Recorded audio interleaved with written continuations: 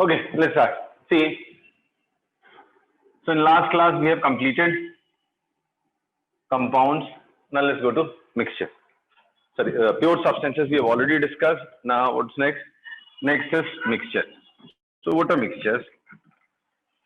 Mixtures are basically impure substances in terms of chemistry.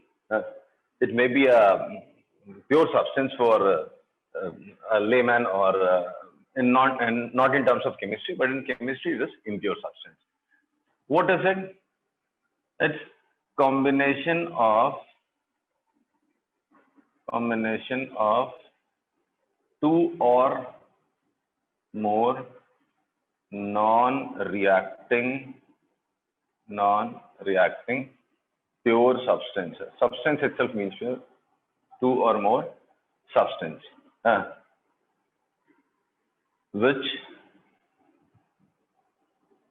can be separated by physical methods. So combination of two or more non-reacting substances. This is a confusing word for you because you have not started studying reactions and all in this year.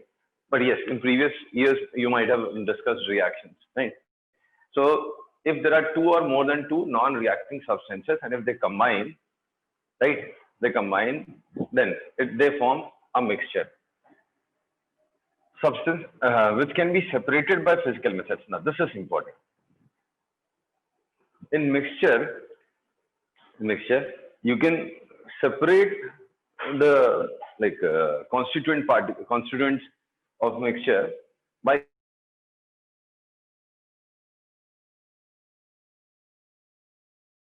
physical methods. You don't need to apply chemistry in it. By simple physical methods, you can separate these. Right. So this is what we say is mixture. Now, still this is confusing. Personally, I believe. How will you distinguish between compound and mixture? Because compound is a pure substance, but it also contains two or more than two elements. And in mixture, there is no limitation. You can have two or more than two elements. You can have two or more than two compounds, or few elements, few compounds, anything, right? So how they are different? There are many points to distinguish between these two. The first one, naturally, this is a pure substance, and this is not a pure substance. But this is not going to help you. Not a pure substance. Here, constituents cannot be obtained by simple physical methods. Constituents cannot be obtained by physical methods. In what? In compounds cannot be obtained by physical methods.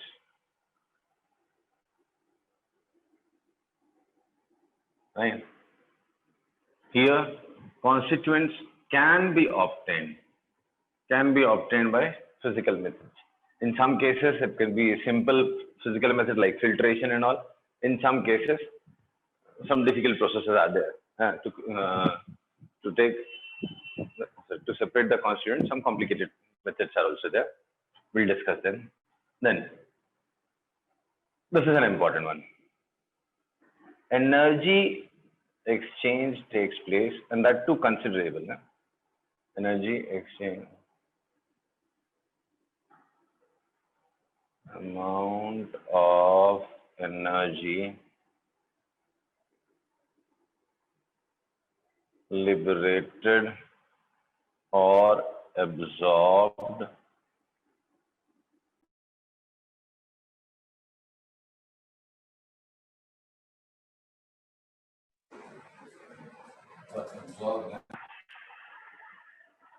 compound is formed from its constituents.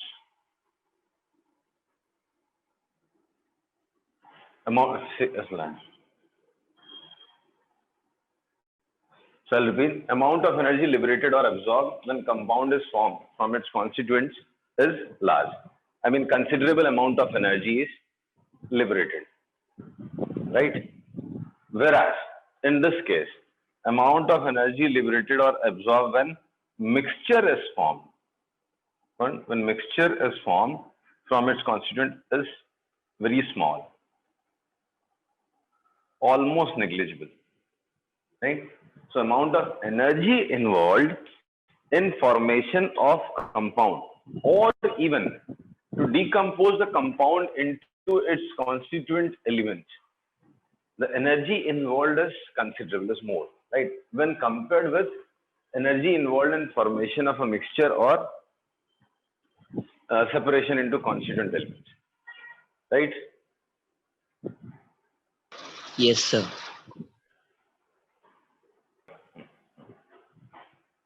So this is one point with the help of which you can distinguish. Now, one of the very important points which will help you distinguish between a compound and a mixture. This is an important property. It's very important. This will help you understand the difference between compound and mixture. Physical and chemical properties of a compound is entirely different from that of its constituents. Whereas properties of mixture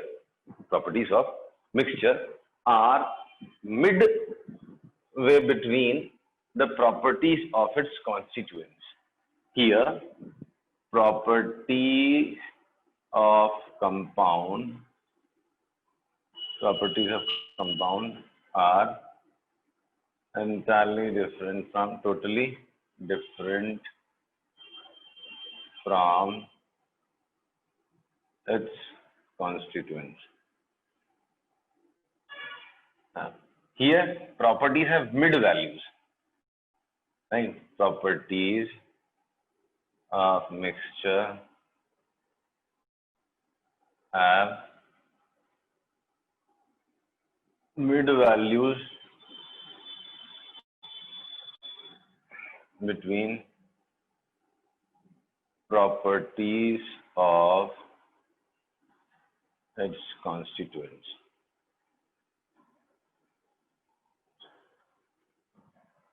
All right. If you mix water and sugar, right, it will still be sweet. Obviously, not as sweet as the sugar itself, but it will be sweet, right? Hello. Yes, sir. Yes, sir. So its components of sugar syrup are what? Water and sugar. So it forms a mixture. Water and sugar forms a mixture, and its properties are have mid values between properties of its constituent. Water is not sweet, sugar is sweet. So if you take the sugar syrup, then it will have sweetness between that of sugar and obviously nothing of water. So I mean to say the properties are have mid values between the properties of its constituents. Whereas in the case of compounds, we have seen that properties are entirely different. Property of hydrogen and oxygen is totally different from the property of H2O, right? Hello. Yes, sir. Then, now this is also an important property. Composition is definite. Composition of compound is definite. Composition of compound is definite. I mean, if water contains hydrogen and oxygen in the ratio of 1:8, right? Then from wherever you collect that sample, it will contain hydrogen and oxygen in the same ratio, right? But here composition is not definite. You can vary the composition, right? If you're cooking dal, right? So it's not necessary that you put exactly this amount of salt, otherwise it will not be called a dal, right? If you vary it to some extent, even taste won't be that different, right? So in a mixture, composition can be varied over a large values. Obviously, it will not be true for homogeneous mixtures, that is solution. But in other cases, you can vary it to a large extent. So I'll say composition of mixture can be varied over large range. Even if you make a mixture of sand, cement, and water, so it's not necessary that you mix one bag of cement with one bag of sand. You can vary the composition, right? So in mixture, we can vary the composition. It's not necessary that you should have the same composition in mixture, okay? But a compound definitely has exact amount of the constituents, right? Got it? Yes, sir. Yes, sir. Got it. So that's all in differences, the major points. Like you can write few more points, but not very important. These are some important points which will help you distinguish between compound. So I hope now you'll be able to distinguish between compound and a mixture, right? Hello. Yes, sir. Yes, sir. Okay. Now, even mixture can be classified. Mixture is what? Impure substance, and even this can be classified. For example, we have classified pure substances, right? We have classified pure substances as elements and compounds, right? Similarly, mixture can also be classified as what? Mixture can be classified as, categorized as, you can say, homogeneous mixture and Heterogeneous. heterogeneous mixture. Now, this is a new word for you. This is a new word for you. Homogeneous and heterogeneous. So, what is homogeneous and what is heterogeneous? So, I'll use a word phase. Phase is a word which is used for homogeneity, uniformity. We say, it's a good phase of my life. Means what? All the things happening around me are good, right? So it says that it's a good phase of my life. Now this is from here starts the bad phase. Means what? Now the things are going wrong. So it's something like there is a uniformity in some stage, and then there is a boundary, and then there is another stage. This stage is also uniform, and this stage is also uniform. So here there is a uniformity, here there is a uniformity, but the properties of this are different from this one. So this is said to be one phase, and this is said to be another phase. Technically, if you want to define phase in terms of chemistry, we say the part of the matter where composition is uniform.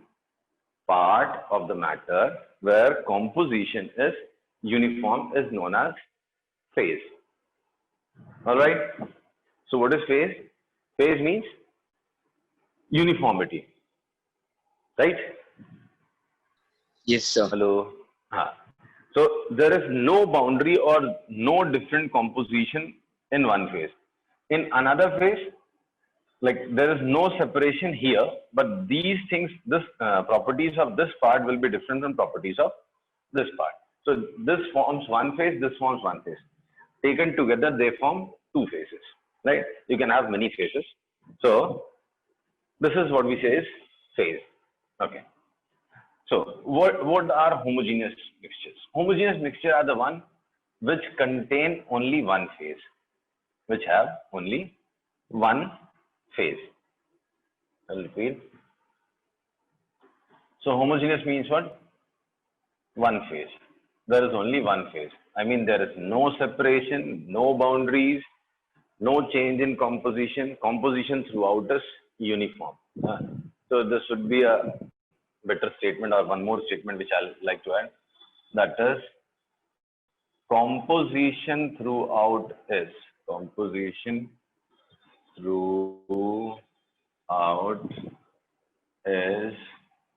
same or uniform, right? So we say it's one phase system. Homogeneous mixture is one phase system. That means there is no boundary, there is no separation. Composition throughout is uniform, right? Is it clear? Yes, sir. Okay. And heterogeneous mixture means what? Polyphase, more than one phase is it? More than one phase. We call it polyphase. That is, composition throughout is not same. I'm sure even these two statements won't help you. These two statements are not going to help you. There is still some confusion between them. So I'll take some examples. See, if you take mixture of sand and cement, or if you have seen coarse aggregates, we call it coarse aggregate and this is fine aggregate. So if you have seen mixture of coarse aggregate, sand and cement, you can see the separation. Sand you can see separately, cement you can see separately, right? Though the particle, a crystal of sand is small, but still you can make out this is sand, this is cement. No? Have you seen any such mixture? Hello?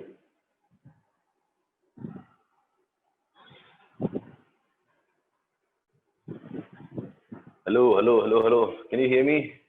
Yes, sir. So have you seen such mixtures? Like coarse aggregate is there, sand is there. Like a big size, I want to say. I don't know whether you have heard this word, coarse aggregate. So, I'll take another example. If you take some mud and water, right? Do one thing, mix it, agitate it, right? And leave it for some time. What you will see is the water in the lower region appears to be more muddy, right? As compared to this one. This part will look little cleaner and this will have more mud. This so you might have observed. If you agitate the water, then again this gets mixed up, right? Hello. Yes, sir. Yes. So now this has more than one phase. Here composition is different. Here composition is different. Here very little mud is present. Here more amount of mud is present in a given volume. Correct? Yes, sir. So here mud and water, if I keep for some time, composition changes. Here more mud is there and here less mud is there, a little mud is there. Okay. So this makes heterogeneous system. Now do one thing. Dissolve sugar crystals or sugar cubes in water. After some times you'll see that it gets thoroughly mixed and you cannot see the crystals of or cubes of sugar at all. Even if you leave it as it is for maybe 1 hour, 2 hours, a day or 2 days or a month, it will remain same.